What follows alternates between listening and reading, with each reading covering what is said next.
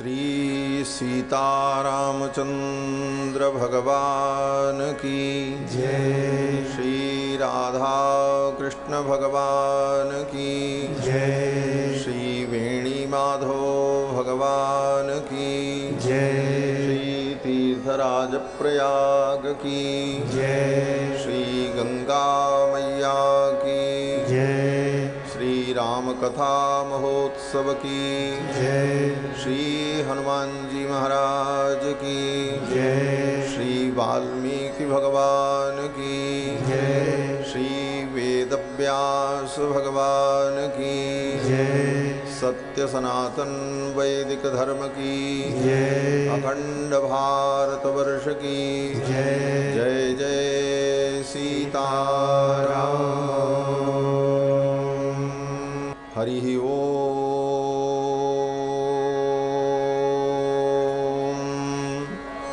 तच्छंजोरावृणीमहे गातुं यज्ञाय गातुं यज्ञपतये दैवी स्वस्तिरस्तु नः स्वस्तिर्मानुषेभ्यः ऊर्ध्वं जिगातु भेषजं शन्नो अस्ति द्विपदे सं चतुष्पदे विश्वानि देव सवितर्दुरितानि पराशुव जद्भद्रं तन्न आशुव रामाय रामभद्राय रामचन्द्राय वेधसे रघुनाथाय नाथाय सीतायापतये नमः।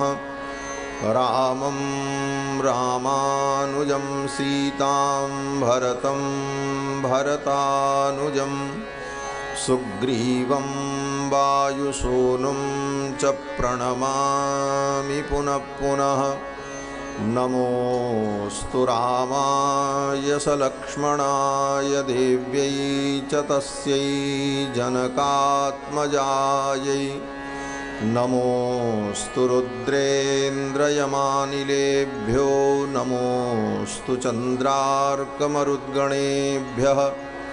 चरितं रघुनाथस्य शतकोटिप्रविस्तरम् एकैकमक्षरं प्रोक्तं महापातकनाशनं कूजन्तं राम रामेति मधुरं मधुराक्षरम् आरुह्य कविता शाखां वन्दे वाल्मीकिकोकिलं यः पिबन् सततं रामचरितामृतसागरम् अतृप्तस्तं मुनिं वन्दे प्राचेतसमकल्मषं गोष्पदीकृतवारीशं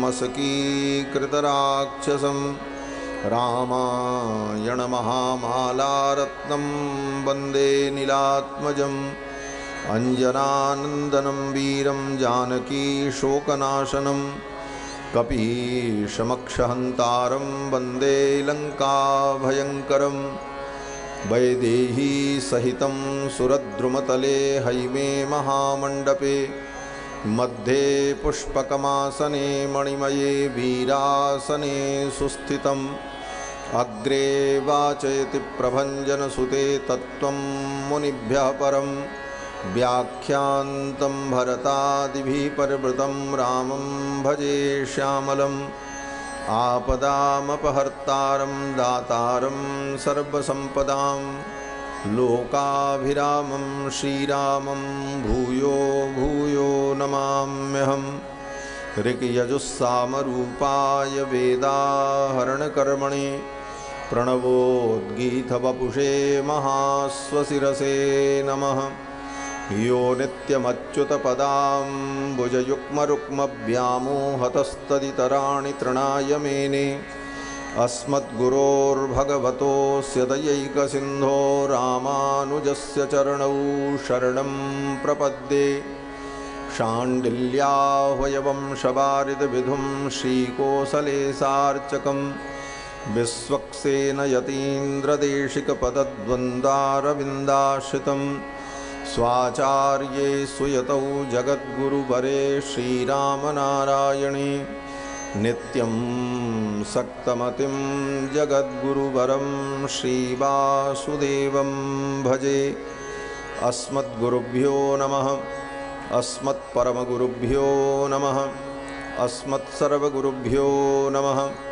श्रीमते रामानुजाय नमः। श्रीपराङ्कुशपरकालयतिवरवरवर प्रतिवादिभिगरगुरुभ्यो नमः। श्रीजानकीकान्तस्मरणं श्रीराधाकान्तस्मरणं सन्तपूर्वाचार्याः सहायाः सन्तपूर्वाचार्याः सहायाः। बोलिए श्री सीतारामचंद्र भगवान की जय। श्री हनुमान जी महाराज की जय। श्री वेणी माधव भगवान की जय। श्री तीर्थराज प्रयाग की जय। श्री त्रिवेणी संगम की जय। जय जय सीताराम।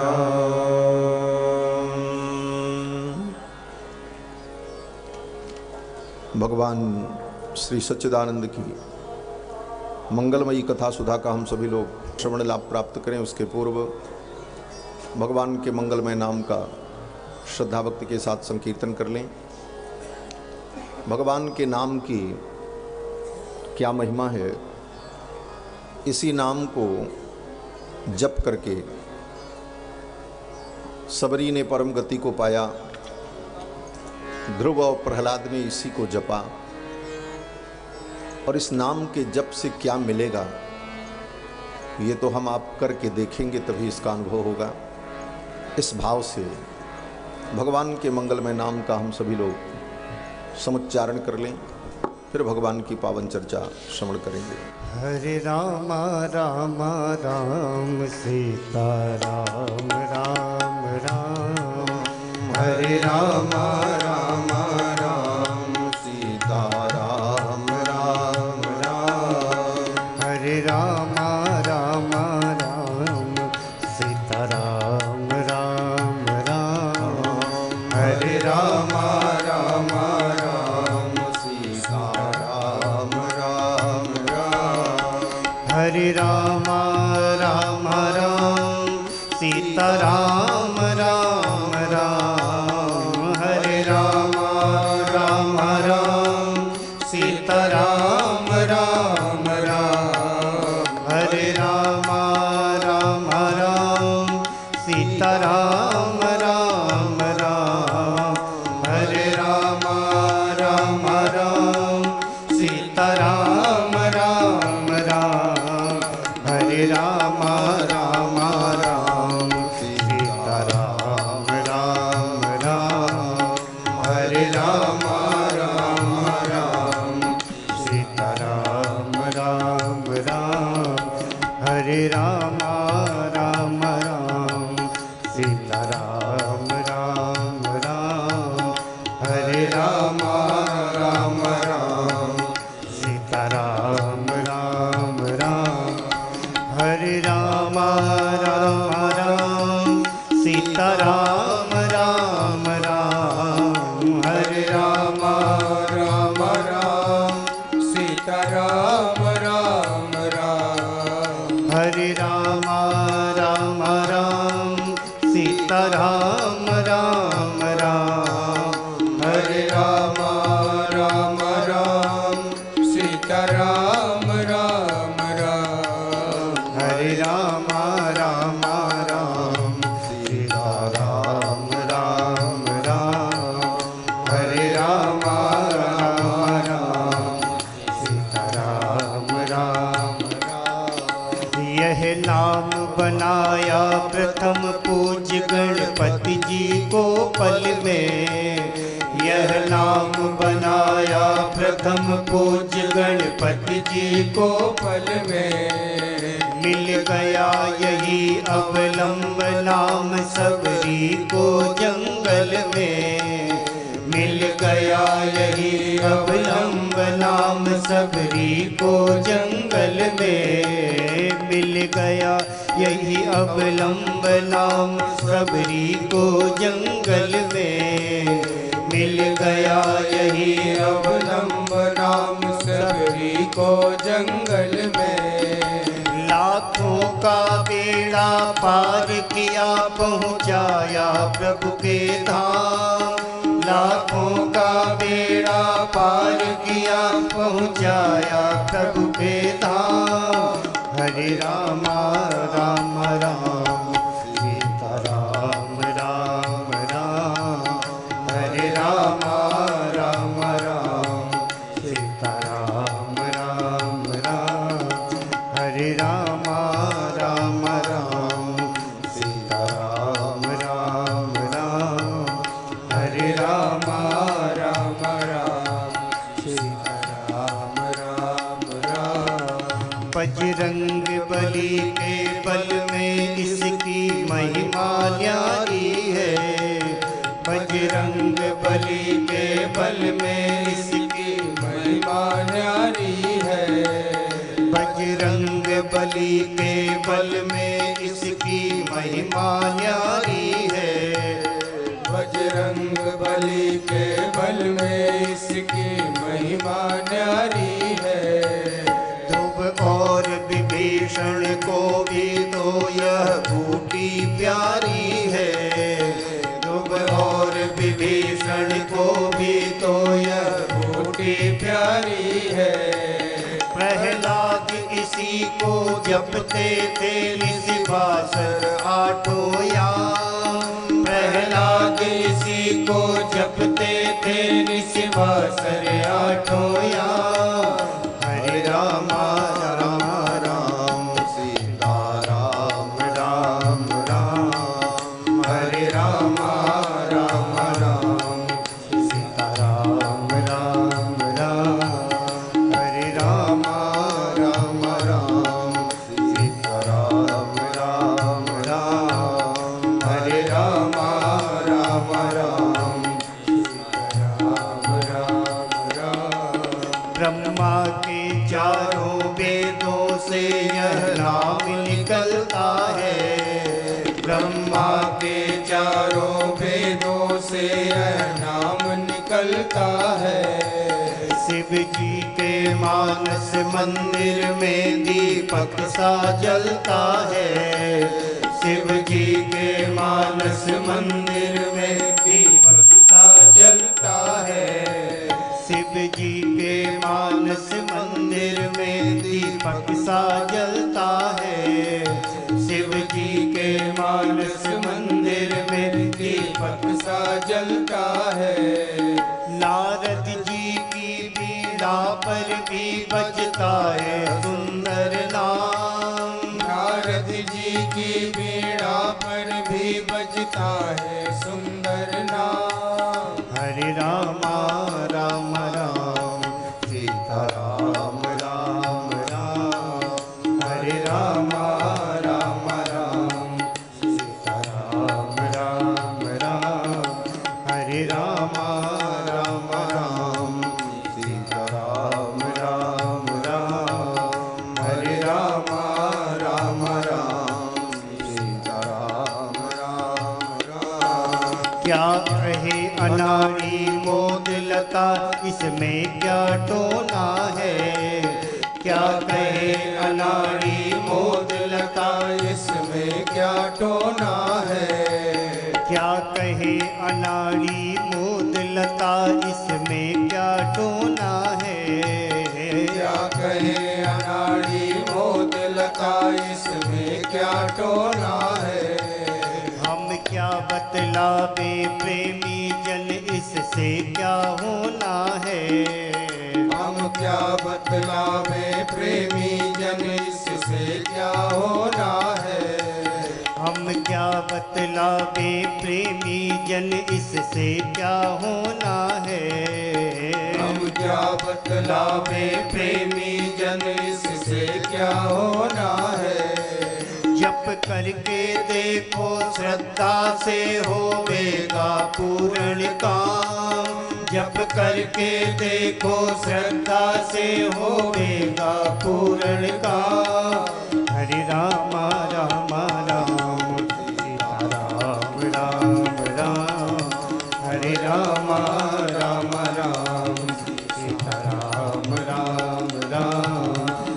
राम राम राम सीता राम राम राम हरे राम राम राम सीता राम राम राम हरे राम राम राम सीता राम राम राम हरे राम राम राम सीता राम राम राम हरे राम राम राम सीता राम राम राम हरे राम राम राम सीता राम राम राम हरे राम राम राम सीता राम राम राम हरे राम राम राम सीता राम राम राम हरे राम राम राम सीता राम राम राम हरे राम राम राम सीता राम राम राम सीता राम राम राम सीता राम राम राम सीता राम राम राम सीता राम राम राम। श्री सीतारामचंद्र भगवान की जय श्री वेणी माधव भगवान की जय श्री हनुमान जी महाराज की जय जय जय सीताराम।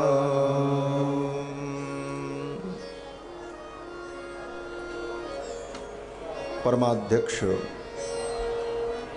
अनंत कोटि ब्रह्मांड नायक सर्वेश्वरेश्वर पुराण पुरुषोत्तम भगवान श्री सीतारामचंद्र जी भगवान की कथा के सुरसिक श्रोता आंजनेय श्री हनुमंत लाल जी महाराज जिनकी भावमयी उपस्थिति भगवान की कथा में सर्वदा सर्वत्र विद्यमान रहती है। इस कथा के मुख्य यजमान श्री प्रवेश कुमार तिवारी जी सपत्नीक सपरिवार,